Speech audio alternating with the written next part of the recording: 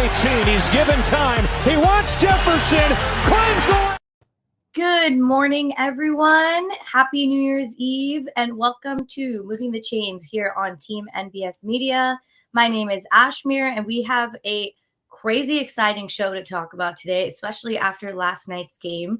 I am welcomed with my usual quad minus Joe. We've got Jeff, Steve, and Greg here to talk about everything. I mean, we have so much to wrap up for this year, and we've got a fun segment at the end of the show before we hit rapid fire, so be sure to stick along. How is everyone doing? I think Greg is happy. No, I'm not happy. No. Not even Wayne can make me happy. I'm not happy. I'm not happy until San Francisco and Philadelphia are gone and the Cowboys reach the Super Bowl. Then I'll be happy. That'll be my happiness. One path. Yeah. There's only one path. There's only one path to this. So are you nearing happiness? Well, if Arizona destroys the Eagles and the Commanders beat the San Francisco 49ers on an early game for them today, hey, I'll be a much happier camper, but the likelihood of that is, kind of small. Get your vodka ready. Yeah. So the glass is currently half full and it could get full. Exactly. Yeah. But, okay, I think we should start off with last night's game. So I want Greg to kick it off for us. Last call is what everybody's talking about. It's all over X and social media. What are your thoughts? And was it the right call? Okay, the call itself against Decker was incorrect because 70 was the guy who was announced.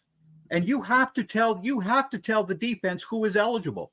The referee had to tell the Cowboys defense who was eligible. Now, when you look at the breakdown of that play, you've got 3 offensive linemen coming over to the referee. Well, 70 had already been coming in all game long as eligible. So the referee said 70. That means that 68 is not an eligible receiver. Right then and there. And if you look at the play, 70 is covered. That's the penalty. It's not on 68. It wasn't on 68. So this is where all the confusion lies. And Dan Campbell knew. He knew as soon as it was announced that 70 was eligible. He should have taken a delay of the game penalty right then and there and said, whoa, because he was wanting 68 to be eligible. But again, when you don't announce to the defense and to the stadium, it's on the microphone. Dan Campbell, you messed up. Bottom line. Okay. I want who else? Anyone can chime in because I came on this chat and it was popping. So I know you guys got a lot to talk about. Oh yeah, well listen, and what Greg said is exactly what I was saying pre-show. And as the coach in that situation, I've been on the defensive side of that, where you have the referee that comes to you before the snap, while you're in the huddle, and he tells you who just reported it. I've also been in the stadium when I hear that announced to the whole stadium. Okay, So this is the stupid part that I'm seeing from the TV heads right now. Everybody's talking about how the ref screwed up. Yes, the ref was prejudging who the eligible guy was. Okay? But here's what the stupid part is. You don't send 3 offensive linemen to the official to report one guy in. Okay? Now, if Decker was going to be the eligible guy, he should have just walked over by himself. He didn't need an escort from Penei Sewell, and you don't need Dan Skipper running towards said official. See, that's where the official gets confused, because 70 is the guy that's been coming to him all game. Now, it's up to the official to listen who's actually being reported.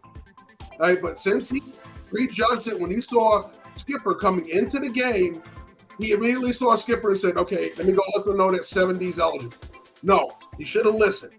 Now, here's where the Lions screwed up. Besides sending 3 linemen over there, once he announced on the microphone that 70 was eligible, Dan Campbell should have said something. Okay? Yep. If you watch the feed, Dan Campbell standing there watching the play. All right? No. If I know I got the wrong guy eligible, I know this play is not going to count if it works. So I can't let this play get off. I'm running down that sideline and I'm letting that ref know you got the wrong guy listed as eligible. Okay, so you got to go out there and do your job as a coach. You want to make sure your play is successful. You want to make sure your team is successful. If the referee has something wrong, you got to say something. You're not tipping your hand to the defense. Because what they're being told who the right eligible player is. If the wrong eligible guy is announced, they have to fix that pre-snap. If you let it go, and what happens is what's going to happen. Okay, so that's where the Lions screwed up in this. Okay, plain and simple. They didn't get robbed. It's stupid. You got to understand your situation. As a coach, if I let that go down, I can be mad at the ref all I want. Yes, he screwed up and got the wrong guy announced. But it's up to me once he announces the wrong guy to fix it. And he didn't do that. So you can't claim you got screwed when you heard the guy announce the wrong guy. That's on your coaches. Okay? I know it's a high tense situation. You're into the moment, but you got to make sure everything is right as a head coach. That's being a little too crazy and caught in the moment instead of paying attention to what's going on. I've had ineligible players report in plenty of times. We've never had that happen. We got a 50-50 split in the comments. I believe the ref was rushing a play that was already stopped. So he had time. Everybody had time to double check who was checking in, who was eligible. Why is the ref blankly ignoring Decker? Because he full on did look at that guy. If there were 3 people in a room, he saw 2. So I think that is the point that both of you are making. Somebody else needs to double check. You don't just turn in a paper that's going to be printed on the New York Dan Times. Campbell double checked. Dan Campbell, because he didn't listen. As soon as 70 is announced, Dan Campbell didn't do a thing. And when he doesn't respond to that, it's this mess that you have right then and there. So it's all on Dan Campbell. It's not a conspiracy that the Cowboys get the victory because, hey, they had 2 more shots at that play and they blew both of them. Yeah. Steve, do you have a comment? Steve, do you have a comment? No, I agree with both Greg and what Jeff was saying. So outside of the why is the ref rushing? Because as the guys are talking to him, he just takes off and runs away from him. I mean, right. I don't think there's any reason for the ref to be in a hurry. So the ref was wrong for assuming the guy was reporting to him. But once he announces it, that's up to your coaches. If you're going to go out there and let the guy announce the wrong guy and run the play knowing it's not going to work, that's absolutely crazy. I'm sorry. I can't give Dan Campbell a pass for not paying attention to what's going on the field. That's your job as a head coach. That's your job. As humans, we have 5 senses, and at all times you need to be aware of using all of them when on the situation at hand, including your ears, and hear what's happening. And the referee did not rush. The referee didn't rush that. He went to tell the defense who was eligible. That's his job. That's his job. And it's an immediate thing. As soon as a guy says, I'm eligible, he has to go to that defense immediately so the defense has time to know. When he ran away, number 7, he was still 10 yards away from him. If I was the captain on my defense. I was the guy that referees told he's eligible. Bottom line. I think they should have kicked after they got 3 chances to score extra points. I think going for it again felt very Brandon Staley-esque, things that we don't want to see. You should tie the game and see how you can compete in overtime, because winning this game obviously will help Detroit's confidence going into the playoffs. So we've all got strong emotions here, but let's talk about the games that are to come for this morning. So we're going to kick it off with the most exciting 10 a.m. game here in my time. The Dolphins and the Ravens. They're playing in Baltimore. Ravens put it down on the Niners last week, which Jeff, ding, ding, ding, ding, ding, and Steve were right on, because I just was, the hopeless romantic? I don't know. But your Bay Area boys were good. Don't say that. Instead of Sleepless in Seattle, you weren't going to go against San Francisco. When have you ever picked against San Francisco, Ashmere? Come on. You're right. We should do a recap of all of the games. Maybe there was one, but probably not. All right, Greg, you could start first. How do you think the Ravens handle this one again at home? Well, the Ravens defense is going to dictate this game. Bottom line, there's no Waddle, there's no Mostert for the Dolphins. Ooh. So Kyle Hamilton is healthy and playing. Patrick Queen and Roquan Smith are healthy. So how you attack speed is with speed, and that Baltimore Ravens defense is loaded with speed. They're loaded. So that's how they're going to beat the Dolphins today. Okay, simple. I love that. Steve? I have, for a couple of weeks now, been in the camp that the Ravens are the best team in the NFL, not just the AFC. So I really think that this is just a little bit of a stamp game that, well, it was kind of a stamp game last week when they throttled San Francisco. And this will be sort of another same kind of thing. This will be like them taking on a San Francisco-esque team in Miami, who apparently isn't going to be at their full roster. So it's going to be an uphill battle for Miami already as it is, even with their full roster, in my opinion. So it's going to be the Ravens and possibly another runaway. The Ravens are the hottest team in the league right now, and they're playing their best football right now, which is rare for the Ravens because usually by this time of the year, they're dealing with so many injuries, they are falling out of contention, and they're rising to contention at this point. So the Ravens are the team to watch out at this point. Okay, Jeff, I'm going to give you the fun task of talking about the Dolphins. How can the Dolphins figure it out in this cold weather? They're not in Miami. It starts with pass rush. You got to be able to contain Lamar, disrupt him in the pocket. Don't let him escape too often. Okay? Then you allow them to slow the game down and play to your standards. If you're explosive enough, you can make plays against this Ravens defense. The Niners did that early before they started to turn the ball over. If you can do that without turning the ball over, you have the speed to challenge this Ravens defense all over the field. The beautiful thing about the Miami Dolphins is they make you cover 53 blades of grass. You just don't cover 10 yards at a time. You're covering the whole field 53 yards wide. So they can spread this Ravens defense out, take advantage of certain matchups. And if they can do that while protecting Tua, they'll have a great chance to win this game. But it also starts with that defense coming out there. Not having Jalen Phillips hurts you, but it kind of helps you because Jalen Phillips is a speed rusher. Speed rushers don't do well versus Lamar Jackson because he escapes them.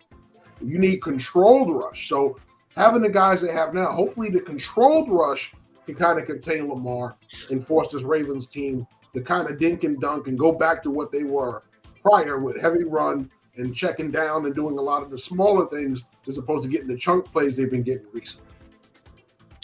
It's safe to say we can all agree that the Ravens defense will put a lot of pressure on Tua, and pressure on Tua does not equal great results.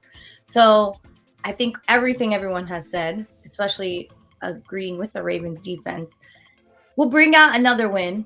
And at that point, what do you do if you're the Dolphins? You got one more week to kind of stay afloat before playoffs and just keep that energy high.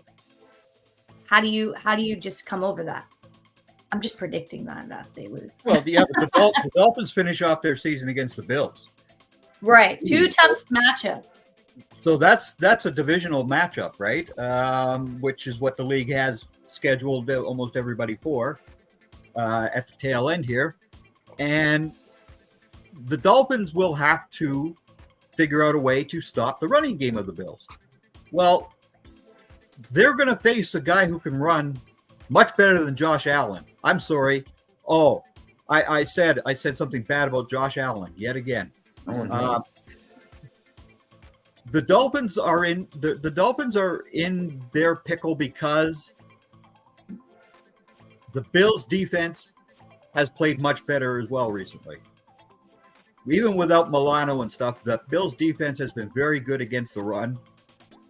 So I just think the Dolphins have been banged up too much. Well, I'll tell you this much.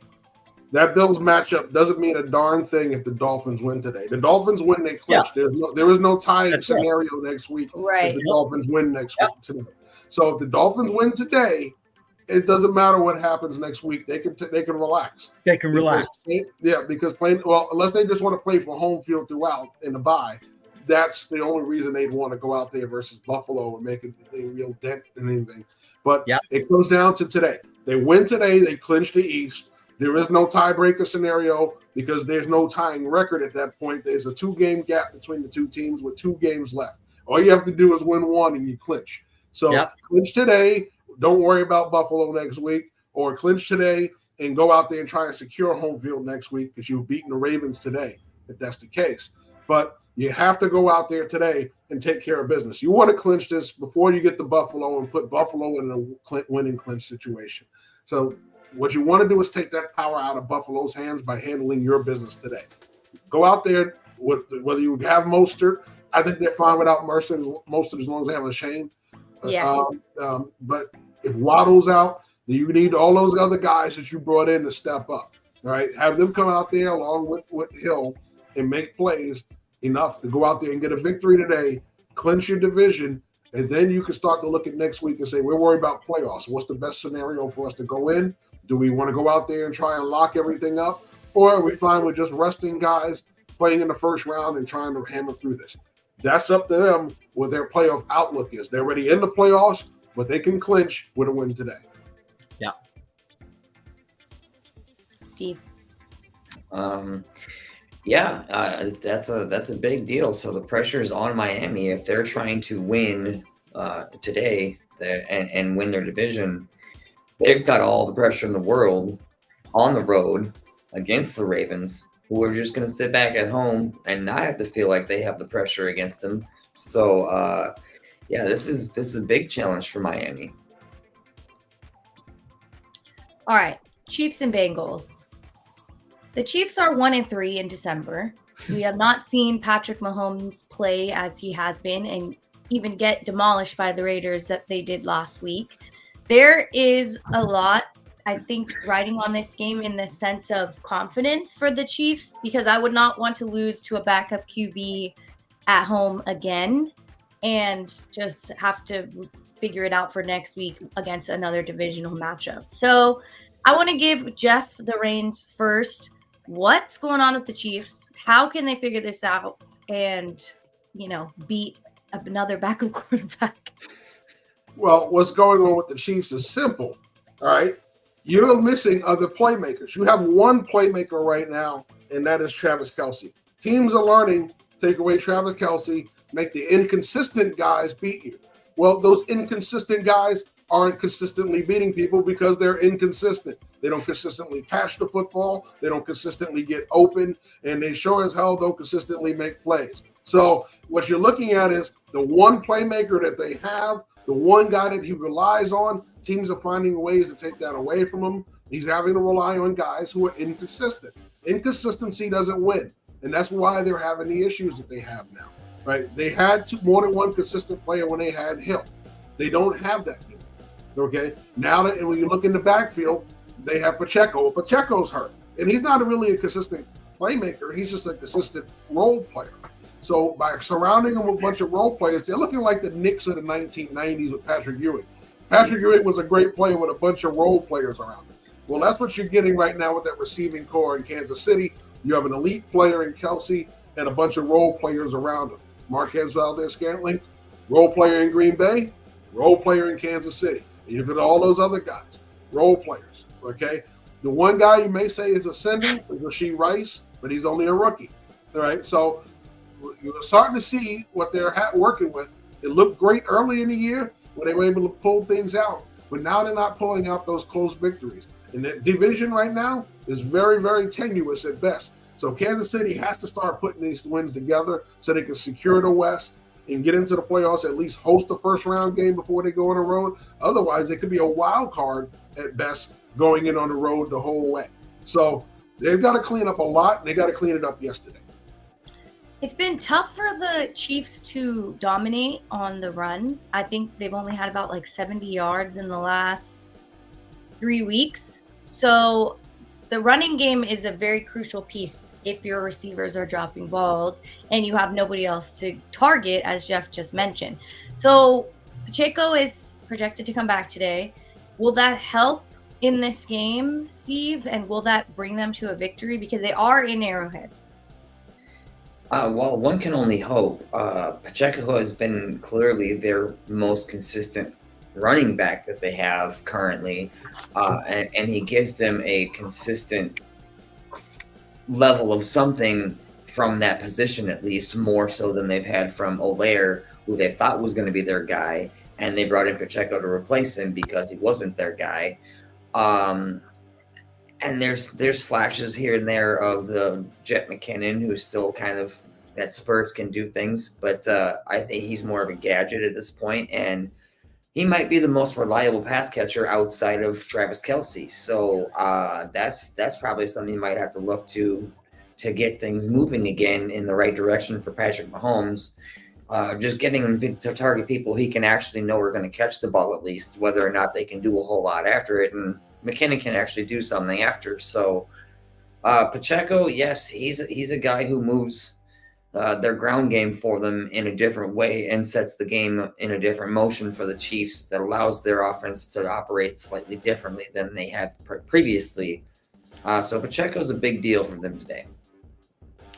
All right, Greg, I'm going to hit you with the opposing team. Bengals offense still has Jamar Chase, has the possibility to be explosive. How can they bring in a win like the Raiders and just dominate that team? Well, Jamar Chase was talking a lot about the Eagles secondary, the Chiefs secondary, this week. And so the Chiefs secondary are all up in arms about what Jamar Chase had to say about them. Mm-hmm. That's nothing. It's just talk. If that's what it takes to fire you up to play against the guy, that's fine and dandy. But you still have T. Higgins and Tyler Boyd to try to stop as well. Browning has played very well, except for last week. He will be better this week again. The Bengals defense is the key to this game, however, because that defense has given up yardage in the air. If they can control what Mahomes does passing wise, the Bengals will beat the Chiefs in Arrowhead. Putting pressure on Patrick, his least favorite thing. Okay, perfect. Our last game before we hit our segment, we're going to talk about the Bucks and the Saints. I don't know how we end up talking about the Saints all the time. I really think it's just because we're talking about the Bucks. But Saints have been a huge disappointment the whole year. I've talked about it 16 times already, right? Exactly. So I'm curious. Actually, Baker Mayfield has been dominating offensively. And if he wins this game, he gets a nice extra $1 million for winning the NFC South. I think that's a great incentive for a person who's about to be a new baby daddy. So I'm going to give the Bucks offense to Greg first. How can they take away? I mean, I think it's a pretty simple explanation, so I'd love to hear it. Well, the Saints defense has only given up 300 yards once in the last 40 games, and that was last week. It's going to happen again this week because Mike Evans and Chris Godwin are going to have a field day. Baker is going to hit them, and it's also because they have a running game now with Rashid White. And the Saints are going to have to try to stop the running game. If they try to defend that too much, Baker Mayfield is going to have a field day hitting Mike Evans and Chris Godwin down the field. And that's how the Buccaneers are going to beat the Saints. See, simple, just like I said. It is simple. It is because simple because Dennis Allen should not be a damn head coach in the NFL.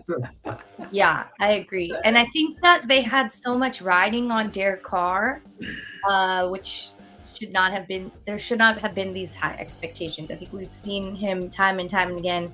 So anyways, I don't need to go on about it. Either Jeff or Steve, you could chime in. Whichever team you'd like to cover, I'll give you a freebie this time. Okay. Sure. Yeah. Baker has been playing phenomenally lately and actually has risen in my dark horse MVP rate. So Baker Mayfield, if he wins this game, he's going to get a bonus for winning the NFC South, and I think he's going to also get another bonus as the Buccaneers are going to offer him a nice contract this offseason to keep his talent right where it is, along with the receivers that they've got, because apparently there's more left in this tank in Tampa Bay than people have thought. There might just be some remnants of Super Bowl aspirations left around down there in Buccaneer land. And Baker might have just resurrected and landed in the perfect opportunity and spot where he needed to be where Baker Mayfield can be Baker Mayfield. And he might just be becoming a top 10 quarterback. Watch out. Top 10. Well, you asked why we keep talking about the Saints, because this division isn't far out of their reach, but it is getting further and further away. They have one chance left, and it starts with beating the Bucs today. Okay, they have to beat the Bucs today. They need the Bucs to lose next week, and they have to win out. So, in order to do that, you got to do what you haven't been able to do: win a big game. And it starts at the top for the Saints, right? We keep talking about the Saints. We say, "Oh, this offense, they have a tough defense." Don't have a defensive-minded coach, which usually means you have a tough defense and an inconsistent offense. That is the Saints in a nutshell, okay? You don't go out there with all of these explosive players, Chris Olave, okay? You talk about the receivers that they have in Thomas when he's healthy, and he hasn't been healthy in 3 years, so I'll give them a pass on Michael Thomas. But you have a matchup problem with Kamara that you don't use enough, okay? And now you're in a situation where you've got to win out. You haven't been consistent throwing the ball all year. You haven't been consistent running it either. So you're not running the ball great. You're not throwing the ball consistently. This is what you get. They're not going to beat the Bucs today. And I hate to spoil that pick, but it's not really a spoiler. Okay, it's not really a prediction. It's a spoiler. In the words of Paul Heyman, they're not going to do it. The Bucs are going to beat them today. They're going to clinch their division. They're going to the playoffs and hosting somebody. All right. And it's partially because this Saints team had chances during the season. They go out there, and when they had control of the division, they take control of it, and they gave it back. And then guess what? They're going to be giving today and give away this division to the Bucs and watch from the playoffs, from their home comfort of their own homes. Because this is the Dennis Allen-led Saints. This is how they played for 2 years. It's about time people recognize that with this organization. I think that is a great way to bring in our next segment. We've got New Year, New Me, so we can talk about all these different teams and what they need to change in 2024. So, Jeff, why don't you kick off your New Year team? Well, for me, it's not going to be one team. For me, it's going to be a bunch of teams. All these different teams that we're seeing with backup quarterbacks, okay, a lot of them struggling. Why is that? Because a lot of them got conservative and said, I'm not going to let this guy be the reason we win or lose a game. Well, if you don't have confidence in your backup quarterback, people see that. Okay? That's why you're inconsistent. So for the New Year, New Me, I want to see head coaches actually go out there and coach. Find you a guy that you trust as your number two if your starter goes down, not let it impact your offense, and find ways to win football games with your backup. Minnesota did that for a couple of games before they realized, okay, now we can't hide this kid anymore, and he can't out-athlete the defenses anymore. They've caught up to him. All right, now we're just going to start rotating quarterbacks. No. At some point, you have to go out there with the guy you got, trust and believe, build around his skill set, adjust your offense to what he does, and find ways to win football games. And you have to do it by throwing the football. You're not going to be able to just run the football to victory with a backup quarterback every week. It doesn't work. I'm tired of head coaches going out there being conservative and trying to hide a quarterback. It's the most important position on the field. You can't hide it. Okay? So by all means, time for head coaches to start learning to coach your team to different scenarios, not just the perfect scenario. That's what I want. New year, new head coaches with new visions. I love that because it's true. We've seen how many? 6 backup QBs, 7 throughout the entire season, and I think it's larger than we've seen in the past. All right, Greg, you're up next. Well, let's talk about the salary cap and all the free agents that are going to be coming. And Washington has the most salary cap money available. So Mr. Hunt and Magic Johnson can do whatever they feel like with all this cash. I still believe that the two teams that are pretty close to that level, however, the Arizona Cardinals and the Chicago Bears, who also have plenty of money to spend, are going to be making a whole lot of noise. They have the draft capital and free agency on their side. That's how you develop a winning team. Now, you can talk about the GMs and the coaches and all this other nonsense that you want, but if you don't spend that money wisely, you're in trouble. If Brian Poles spends a little bit more money on the offensive line, keeps Justin Fields, drafts Marvin Harrison, they can take whoever they want at 9 or 10, wherever they end up picking now with their second pick. They're going to be just fine. The Arizona Cardinals are going to be sitting pretty because Washington and New England want a quarterback. Uh-oh. We have Kyler Murray. We're good there. Let's trade. Let's get more picks, blah, blah, blah, and away they go. So those are the teams that I'm looking at. Okay. I like that. Spreading out. All right, Steve. Yeah, I guess it's nice to have the most amount of money to spend on. Unfortunately, it's hard to know when and where and how to spend that money when you have you got to change over your regime with the coaching and whatnot, because are you going to spend a bunch of money on players for a coach that's not going to be there the next year or in the off season even, or who's going to develop and who's going to be coaching them? I mean, it's a struggle there with Washington and what you're going to do there, because obviously Rivera's got to go. And kind of the same thing in Chicago. Eberflus's experiment has obviously not worked. That's got to change. As much money as they have, yes, they probably do have the right guy in Justin Fields. They have not figured out any way or anyone to coach him properly or put the right tools around Justin Fields to be successful as Justin Fields. So that's still kind of a dumpster fire in itself, because there is no one properly running the management system there. So bringing all I'll disagree with you, Steve. I'll disagree with you on that. I'll disagree with you on that, Steve, because ever since they got Montez Sweat, the Bears defense has been a top 5 defense in the league. Yes, I was going to say Montez Sweat truly changed like the energy. But you can keep carry on. Yeah, that's still not going to save Eberflus's job. But yeah, they need to figure out what they're doing in their management. Montez Sweat might have fixed their defense, and that's great.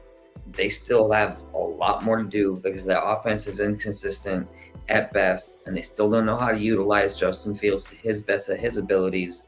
And he's in his third system now with different offensive coordinators. They need to figure out what they can have with him, with someone who knows how to actually facilitate growing a quarterback at the position with the skill set that Justin Fields has. I think mine is very obvious, okay? And I think it's a team that has a lot of promising opportunities. The Las Vegas Raiders, bro. I think this is the best time for them to blow it up on the inside and just figure out who is going to lead this team. You sign Jimmy, fine. Keep him as a backup QB. But in the draft, we should be targeting a quarterback. The defense has proven that they had a very terrible start. They were one of the worst defenses in the league and made it a complete 180 to join stronger defenses. They stopped a top 10 team in the Chiefs offense in their home.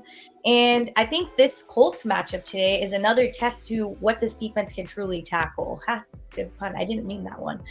I believe that because they're able to stop points by being scored, obviously they need to score their own points in return. And Aidan O'Connell is not the solution. He is not that guy. And that's just, it's his first season. No one is expecting him to be a Jake Browning. But if there is the possibility that you can find a backup out there that can help you, you might as well. Also, I love that he said free Devontae, because I heard that Aaron Rodgers is calling him. And of course, if he calls, Devontae might answer. And in that case, if Devontae ends up leaving, it's fine. This will just be a brand new Raiders offense with somebody else who's able to lead and figure things out. And hopefully they keep Antonio Pierce, because I really like the energy that he's given the Raiders, even though it's been a little chaotic. I do think that he has provided a light in this very dark locker room, the best locker room in the NFL, the most expensive stadium in the NFL, whatever, so have you. But when you have more fans that are coming in that are not Raider fans, that's a problem. So that's my 2024. I think this draft and this offseason are going to be one of the more exciting ones we have seen in a long time, because a lot of people are in need of a QB, as Jeff stated. A lot of people are in need of a new head coach, as Greg and Steve both talked about. So there is going to be an entirely new NFL starting next year after the Super Bowl, and I'm very excited for us to cover that, especially the draft show. So that's a plug for that for everybody that's excited for next year. Which quarterback are you drafting then, Ashmere? Well, I don't know how far up they're moving, right? Because they're sitting at 13 right now. Right. So you have Caleb Williams, Drake May, and Jaden Daniels, the Heisman Award winner, who are going to go before the Raiders pick. Who do the Raiders take as quarterback? I'm not going to lie. I've only studied the top 10. So past that, I'm going to have to look into the next 3 to understand who really fits into that Raiders thing. But I think they need a new coach before a QB, right? I feel like that's the correct order. Correct me if I'm wrong. Oh, no. Antonio Pierce should be the head coach of the Raiders. Yes. Yeah. Yes. Antonio Pierce, he should be. Now, the whole problem, though, is the man who owns the Raiders is Mark Davis. I mean, the guy's a nut job. He had Bisaccia there, who his players absolutely loved. Right. And he turfed them. Yeah. For McDaniel? I know. Now you know why they made my naughty list, right? Yeah. Deservedly so. All right. Should we... Oh, Jeff made this beautiful playoff bracket for us. So let's take a look here before we kick off into rapid fire. Now, this is for today, correct? That's as of right now. Okay, you have certain matchups that have changed. Of course, Dallas is now to 5. Philadelphia is now to 2. They would get the Seahawks if the season ended right now in Philadelphia. Dallas would travel to Tampa. The Rams would travel to Detroit. On the opposite side, as of right now, the Colts would go to Miami. The Bills would go to Kansas City. And the Browns would go to Jacksonville. Okay, beautiful. Well, let's go with our next and final segment here. We've got rapid fire, baby.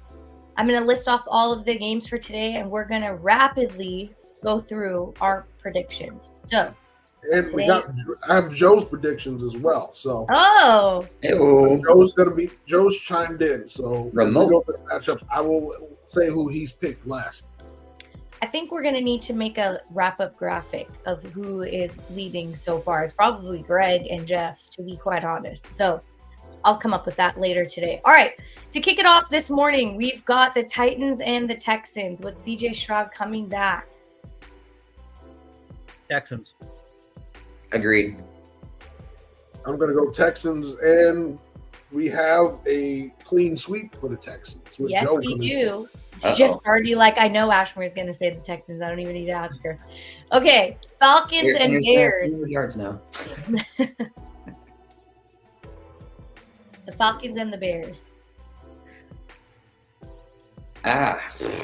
Give me the Chicago defense and Justin Fields figuring it out over Atlanta, who can't figure anything out. They can't even figure their own shadow out. Yep, the Bears. I'm going to go Bears as well, and so does Joe. Yikes, 2 unanimous. All right, this one's more fun. Dolphins and Ravens. Ravens. Ooh, yeah, I got to go with the home team on this one. They're the hottest team. I already said it earlier. The Ravens all day. Ravens. Mr. Jeff? Well, Joe has, let's see. He has the Ravens. It would make I'm sense. I'm gonna go Ravens as well. Okay, that's unanimous. 3 straight. I think we're going to be all very similar because these matchups are becoming a trend. Saints and Bucks.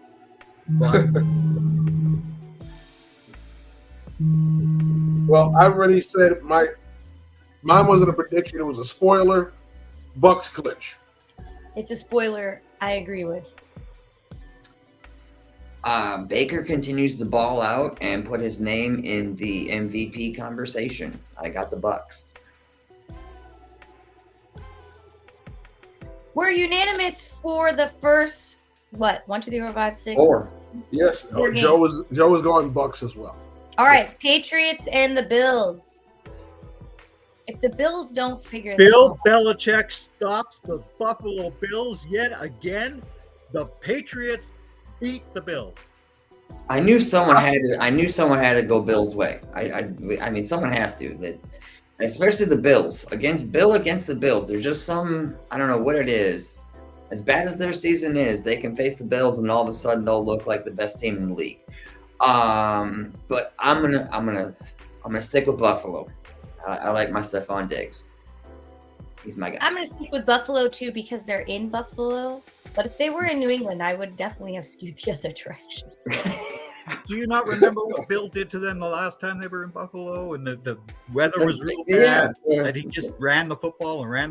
Yes, but Ramondre's out, so Ezekiel is there. okay. See, my guy, 21. Ezekiel is there. Well, All right, Jeff. Greg, get your howl on because you're going lone wolf on this one. You're going Bills. All right, Cardinals and Eagles. I know what your dream scenario is. The Cardinals are going to beat the Eagles today. Okay. It's very wishful thinking, as many would like to maybe think that. I'm going to side with reality, and the Philadelphia Eagles are going to kind of kick their seat in the pants and realize, hey, we've kind of been getting over on some things that we probably shouldn't have been getting by on, and we need to get it together. And this is Arizona Cardinals team is just the team to do just that too. So the Philadelphia Eagles are going to get their program together against the Cardinals. All right, Keith is with you, Greg. So you're not lone wolfing exactly. Yeah, Pats all day. See? Yes. See? Smart man, Keith. Well, Joe has the Eagles. And as much as I would love to see their defensive coordinator come back and beat them, I don't think he has the team to beat them right now. But if you watched the show last week, and we're talking about the Giants-Eagles matchup, when do I say the Giants get them in New York? Watch that matchup next week. But I didn't get past the Birds today. All right. One lone wolf here. Next up, Panthers and Jaguars. With a no Trevor. The two expansion teams face each other. Oh, and Trevor's hurt. Ooh. Yeah. I would love to see the Panthers get one more win, because the next week I think is the tougher one. But I'm going to have to go with the Jags just because they have Travis Etienne. They can run that ball. Yeah. I like Etienne. I'll go Jags. Go ahead, Jeff. Who did you pick, Greg? I didn't get it. I'm waiting. I'm waiting for you. Oh, okay. Pence is killing it. Well, I'm going to say this. I think Carolina, if they're right for another win, this would be it. But there's a desperate team holding on to their playoff life in Jacksonville. Right. I think they find a way to pull this one out. It's not going to be pretty. It's not going to be a masterpiece. But they're going to scratch and claw literally to a win. I'm going to go. I am going to go with Carolina. I'm sick and tired of those Clemson punks, Travis Etienne and Trevor Lawrence. I can't stand Clemson. I don't like anything about Clemson. So therefore, the Panthers win. Doug Peterson has the Super Bowl. Based off of your silence, I figured you were going Panthers. Steve, who did you have? The Jags. The Jags? Okay, yeah. Well, you're not lone wolfing, Greg, because Joe has the Panthers. Joe's a smart cookie today. Joe, you're listening. It's about time you learn to listen to me, Joe. I don't think we've had a tie this year, right? No ties this year. We've been fortunate. Okay, well, Yeah, the one fortunate. according to Keith. All right, Raiders and the Colts. I'm picking the Raiders, baby. Raiders. Did you all watch that? Raiders. Zach Moss is out. Zach Moss is out for the Colts. Yeah, I think Minshew is known to throw a pick or five. Yeah, I'm going to take the Raiders. Yes. I like the Raiders' energy. Max Crosby is an absolute animal, and might be worth consideration for Defensive Player of the Year. He isn't going to get it, but he's got the motor for it. That guy, he's running the entire team basically by himself. If this is a unanimous Raiders one, I'm gonna clip it so we can put it out. Well, let's hear from Jeff and All Joe. right, Jeff, you better be unanimous. Joe is taking the Raiders. Woo! Yes. Meanwhile, Oh. I am going to go Lone Wolf. Lone Wolf. You just couldn't let us have a good Had to spoil the fun. show. Well, yes, Dak Moss is out, but they got another running back that's pretty good in Indianapolis. Jonathan Taylor, he's been hurt all year. He's not going to be doing much. The Raiders defense has been playing against the run very well, actually. Yeah. All right, Lone Wolf. I can't wait to see you next week so we can just bash on you. All right, Rams and Giants. Well, I'll tell you what. I'm going to tell you what. Let's see. Joe believes in the Rams. And guess what? I'm going to believe in the Rams too because they're playing for their playoff lives while the Giants are just looking to play spoiler. Tyrod Taylor will make the start, so it'll be a competitive game. But give it to the Rams. There are too many receivers between, Nakua and company. Cup is banged up, but nevertheless, Puka Nakua has been stirring the drink this season. So give it to the Rams today. I'm also going to take the Rams today because the Giants are resting up to beat the living daylights out of those Eagles next week because the Eagles are traveling to Tampa Bay. That's where the Eagles are going to be playing, is Tampa Bay. Yeah. All right, beautiful. I'm a Rams. Keep those conspiracy dreams alive. What was the matchup again? Sorry. Rams and Giants. Yeah, I can't go for the Giants. Sorry. We're unanimous then? Yep. 49ers and Commanders. I'm going to speak for Joe. The Commanders are going to destroy the 49ers today. They're going to beat I'm wrong. Wait, who are they playing? Oh, yeah. It's the Niners. Darn. That's foolish. No, Joe is taking the 49ers, and rightfully so. The 49ers will pretty much wrap up home field with this win. Yeah. He didn't want to be a lone wolf. All right. Steelers and Seahawks. Seahawks. In Seattle. Oh, yeah. Yeah. Easy money. Yeah, it's hard to win in Seattle.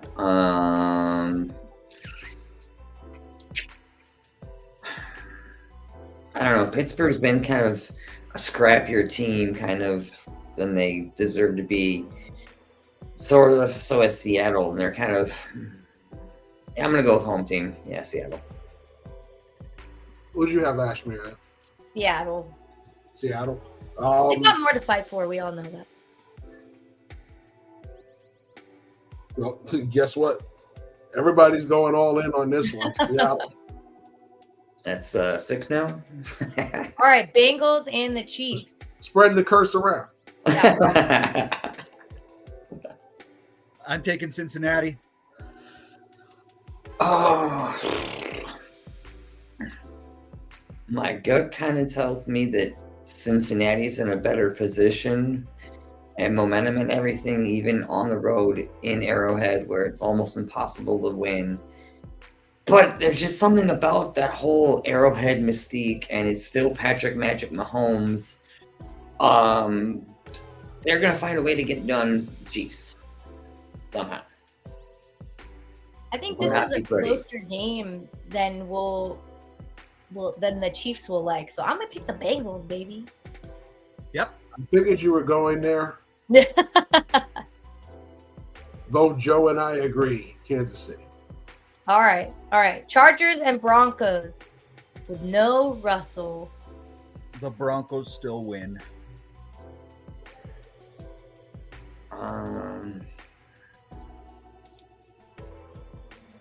Yeah, I agree. The Chargers are a dumpster fire right now. So. Yep. Yeah, there's no Herbert. There's nothing there. So. Joe has Denver. Meanwhile, I was actually impressed by the Chargers, although they lost to Buffalo. I'm going to go lone wolf on this one with the Chargers. Ooh. Okay. Yeah, well, there's no more coach to give the game away. So, True. by all means, they're crippled with injuries, but they played well against a very good Buffalo team. Almost pulled that game out. So, I trust them a lot more now with all the injuries and without that head coach than I did when they had everybody in that head coach. And our last game, we've got the Packers and the Vikings in Minnesota. Steve, you go first. Well, Packers might have more to play for, and they have their starting quarterback still.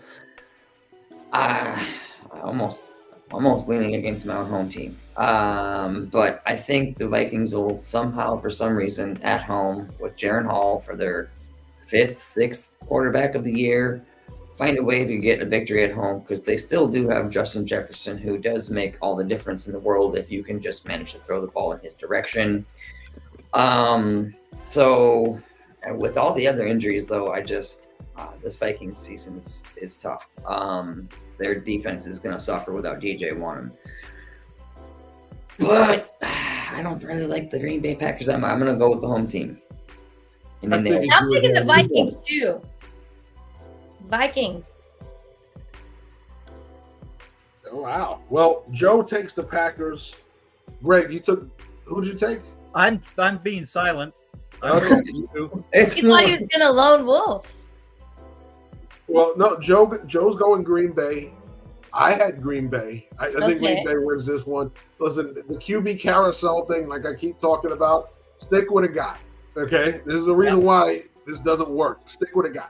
All right? So I'm going to go with the guy that Green Bay is stuck with through thick and thin that's actually found a way to win games. I'm going to go with Green Bay. Yeah. Yep. Jordan Love gets the victory. Packers all around. All right. Except for Steve. Steve's lone wolfing on his Vikings. No, me too. I picked the Vikings. Yeah, there's 2 of us. We're not alone. Okay. So we're split. There was no lone wolf there. Thought it might be. All right, guys. Today has been very fun because we had a lot of exciting things to talk about, and that's going to be the future of Team NBS Media and Moving the Chains. We have so many fun games to talk about. Thank you to everyone for being here, everyone tuning in. You noticed the screen change behind me? Yeah, I did. To the big W, the Huskies, who are going to beat the crap out of Texas, and then they're going to beat Alabama and be the national champions because Alabama is going to smoke that school up north, Joe Cardozo. It's over. Greg, I am not a fan of them, but talking about that matchup, look at Lawrence. Oh. No, Washington's playing at night. The Longhorns haven't played at night all year long. Washington is used to playing at night. And Sarkisian used to coach at Washington. So they want to beat the hell out of their old coach. They're going to do it. And has the best quarterback in the draft. And they got the color purple. I see you, Keith. Yeah, Sean Payton's wrong. That's that whole situation is nothing but that's a whole garbage. Yeah, it's all about the cash. It has nothing to do with Russell Wilson as a quarterback. Despite what Sean Payton is saying, this is all about the money. That's all it is. Bad business by the Broncos. That's right. I'm just go back to that new year, new me real quick. If I was going to add one more thing, it would be that teams need to identify and take care of the backup quarterback position as much as they need to take care of the quarterback position, because overall the quarterback is the most important position. So you should have it covered all the way down your roster so that you aren't falling all the way off when one guy goes down. The backup position has got to be the second most position on your team, and people need to start recognizing that. You can never have enough offensive linemen and cornerbacks, and you can never have enough quarterbacks.